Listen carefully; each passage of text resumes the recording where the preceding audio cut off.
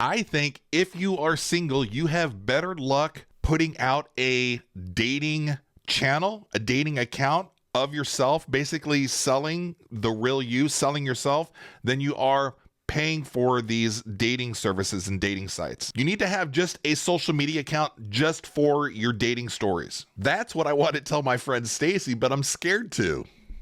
All right, so I'm going to be honest with you. There's probably nothing more entertaining for a married person than hearing about the dating stories of your friends. And this is one of the things that I kind of miss the most about socializing from a work standpoint, working with various different people over the years. In particular, let's say office type jobs where you have to go into a central location, you're thrown together with a whole bunch of other people, whether they're married, single, whatever. It just so happens to turn out I find it quite entertaining, but more fascinating to hear about the dating stories that my single friends are going through. And specifically, what I find more interesting are the dating stories from friends that are closer to my age than the young kids that are out there, because I don't relate to the young kids and the dating, and I remember those times, but it's far more interesting as you get older and your priorities have changed, or you find what is important and you're able to move on, or so you think.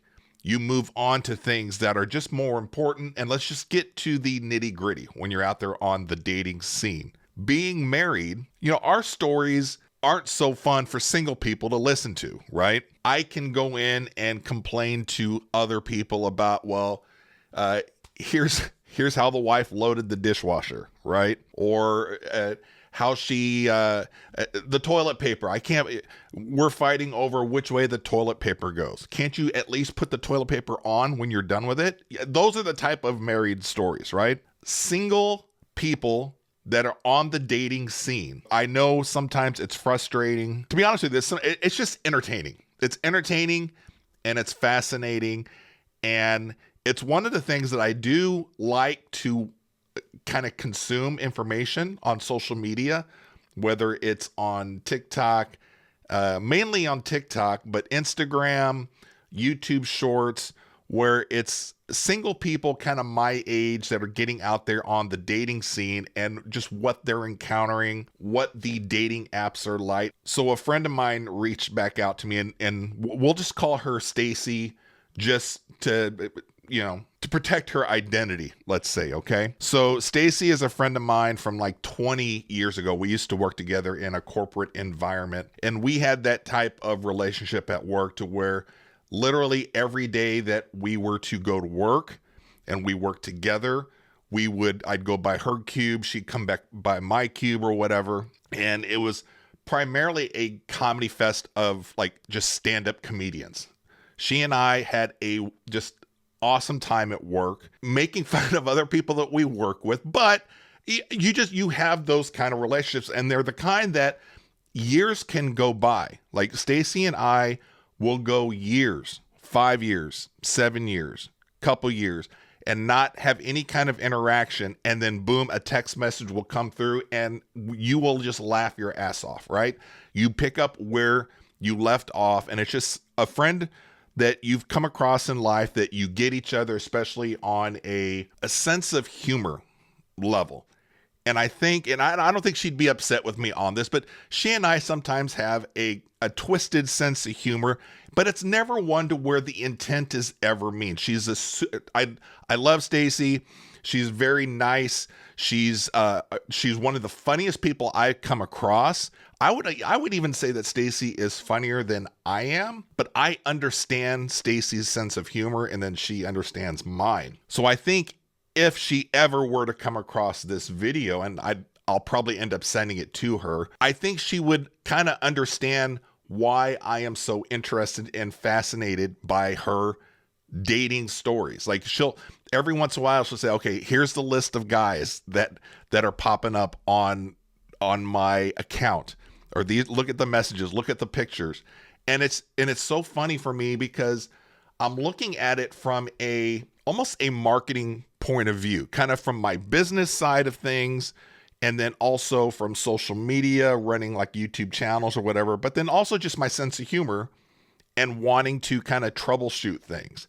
And I see the candidates that are out there for her that kind of, I guess, match up with Stacey. And I'm like, why? We were just going over this yesterday. I was like, why are you posting like shirtless pictures, or the ones with like the wife beaters and you're like laying in bed? Like the pictures that they're posting are the ones that you send back to a friend when they're saying, what you doing?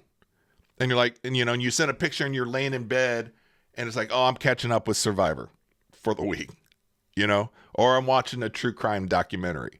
It's one of the ones where you're just kind of laid back. But these are the pictures that they're posting on their accounts. The guys that are out there that are posting, trying to match up with other women, right? And then we go over some of the bios and things that they want, that they're looking for.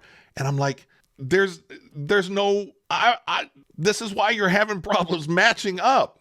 Like they're not looking at it from a marketing point of view, but in a sense that not only marketing, but also trying to be honest and true to yourself. And maybe that's where that gray line is being kind of crossed over, because there's a little bit of marketing in that, but then there's also, you have to be kind of true to yourself. You have to be real to yourself. You have to put out there who you are and what you're looking for.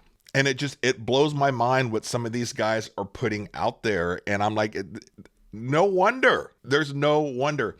So then, as I was kind of sitting here and Stacey, I'm laughing a little bit, but I'm laughing with you. Trust me. And I think Stacey knows that I'm laughing with her.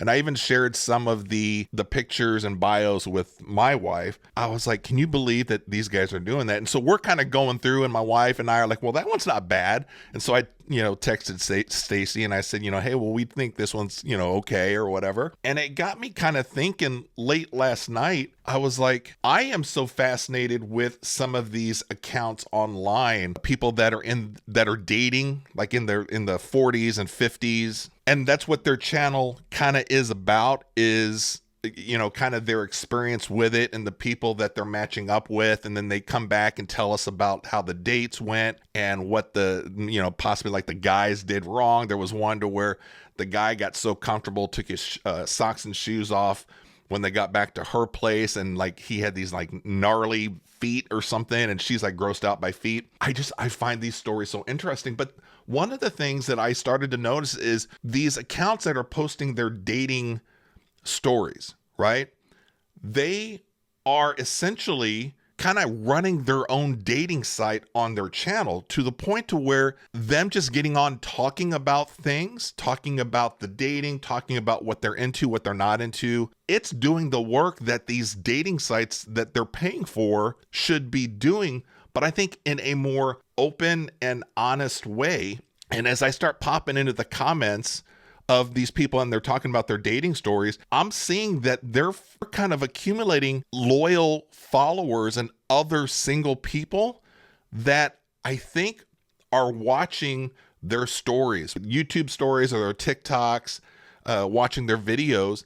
And that's kind of doing the culling process. So the people that are somewhat attracted to what these people are putting out on their channels is kind of getting out there and finding the people that they would match up with, because you're seeing in the comments that people are like, oh, I totally agree, or yeah, I can't believe people do this. The people that you have things in common start to kind of come together and they start to find you. And it's very similar to running like my YouTube network, all my YouTube channels that I have. The longer that I'm out here posting stuff that either I'm interested in or things that I come across, and you guys get a kind of a general sense of my sense of humor, over time, I start to find more people that are kind of like me, that appreciate things that I like, that have the same sense of humor that I have. And so it's almost like a dating service when you have your own channel. And I almost wonder, like, I wonder if Stacey would almost do better if she just were to start her own channel and just start talking about this, talking about the single life. You understand what I'm saying? It's not the easiest thing to put yourself out there, whether it's on a dating app or it's a YouTube channel, a TikTok account. But I do think that if you are single and you're wanting to kind of put yourself out there to find somebody that you match up with, I almost think that you're not using all the available tools that you have if you're not putting maybe your own channel or account out there and putting yourself out there to where people can see who the real you is. They can get past and understand sense of humor and tone and things that you like and don't like.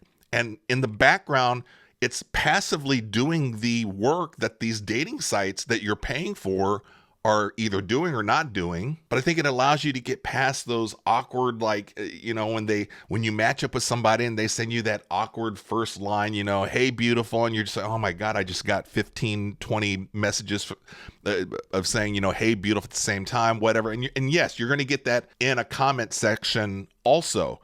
But I think having your own channel when you're single and putting yourself out there, it's going to allow you to find other people passively while you're kind of putting yourself on display a little bit, so people can understand who you are, what you're about, what you like, what you don't like. And again, like, sense of humor comes across so much better when you have a social media account. And if you're out there looking, I mean, isn't it easier for you to come across other channels of people that are single, that are out there wanting to meet other people like them? Don't you find that you like those people a lot more than what you find on the dating accounts, right? I think it's a little more I don't know. I may pass this along.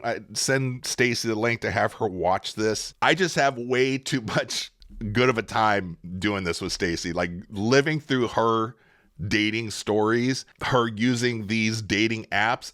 Absolutely fascinating as a married person.